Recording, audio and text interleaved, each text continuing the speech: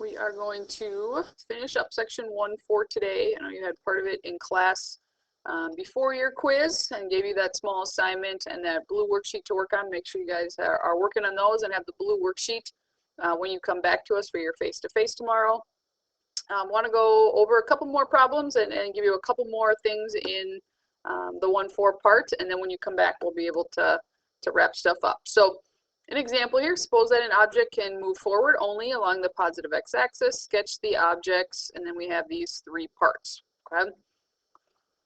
Also down here we have the object is moving away from the origin at a steadily increasing speed. So you get a few of these problems on your homework, and we have to draw what these graphs would look like. So you want to start with position. Now, because I am not going to go backwards in time, I do not need quadrant 2 and 3. Like, I know I am going forward in time. And in this case, because I'm moving forward positive x-axis, that means that my position is getting larger. And then from here, I'm going to be getting larger faster. So it's going to be something as a sketch like this. Oh, let me redraw that.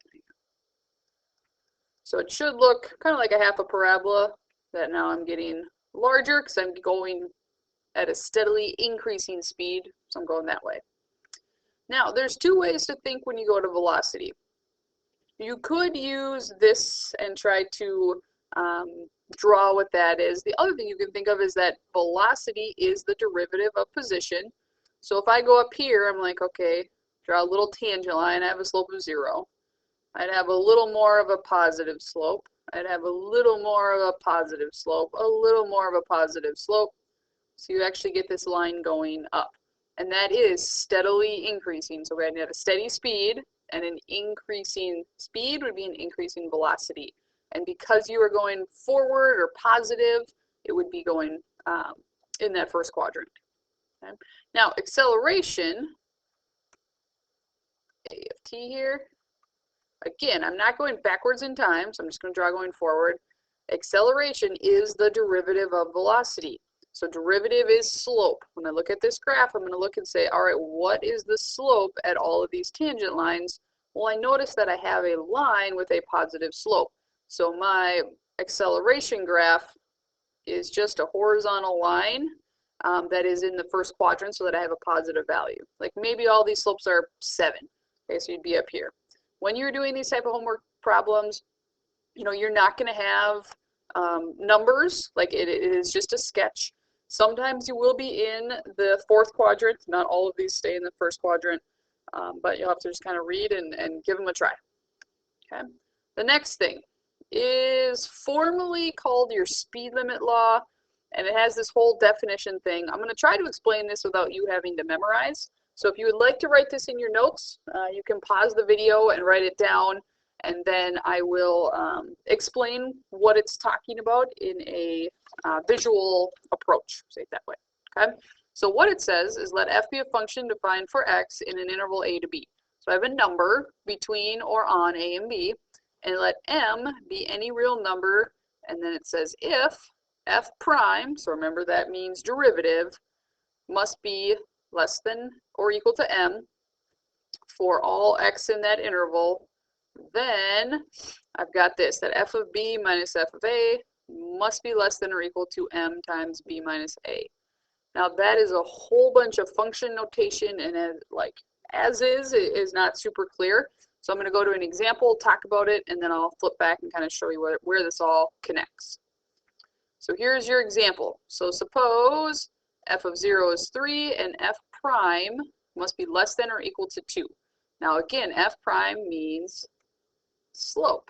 So this statement means your slope is always less than or equal to 2. So it could be 1, it could be negative a billion, it can't be 3. That's all it says. Okay, what can be said about f of 2 and f of negative 4? So function notation, this is a point. I'm going to plot my point. So here's 0, 3. F of 2 represents your output or your y value at 2 as an x value. Okay, so what I'm looking for is how high or low can my graph be when I am at 2. Now, if I go back to this, I'm going to put this information on my graph here because I know my slope is less than or equal to 2. So if I plot, oh, sorry, this is not the easiest thing to plot on here. This is what I like to call my boundary line.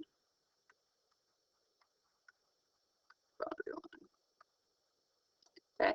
I know that 2 is my maximum slope, so I graphed it so that it had a slope of 2. And then basically, because I know my slope has to be less than, I have to be below that line. That is the top boundary of the values I could use for these things. So that line has a slope of 2. I use my starting coordinate to go through because I know that it went through 0, 3. Okay, well now with those two items, I can write the equation of that boundary line because it is point slope form. And okay, if you want to simplify, yes, it is just plus 3 here. So now that I've written my boundary line, when I go here and I'm like, okay, well, where am I at 2? What would be this max height of 2? All I have to do is plug 2 into my function. So I'd have 2 times 2, sorry, plus 3, so 7. Okay, now 7's not your answer. It's that f of 2 must be less than or equal to 7. Okay, again, that is because of this statement and this starting point. So I plotted my point, I counted my slope off, I found that line.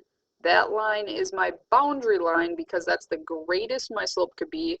I need slopes less than that or equal to, so the most I could be is 7 right here. Okay. Now I'm going to kind of graph a pretend F curve. So if I'm F, you know, I can be going wherever I want over here because I just have to be below that line. We don't know what it does. But when I go through here, I would have to be above. Okay, so when I go and I look at what's F of -4, my F, because it had to cross that line here, it has to be above. So when I plug -4 in, times 2 plus 3 is -5. Okay, so plugging in, we can see that we get -5. The difference is though f of -4 is actually going to be greater than or equal to -5.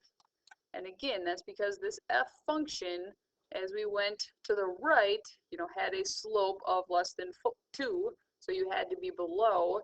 Since we had to go through that point, because it is a point on f, now we are above that boundary line because your slope, again, has to be less than 2 so that you would be above that line.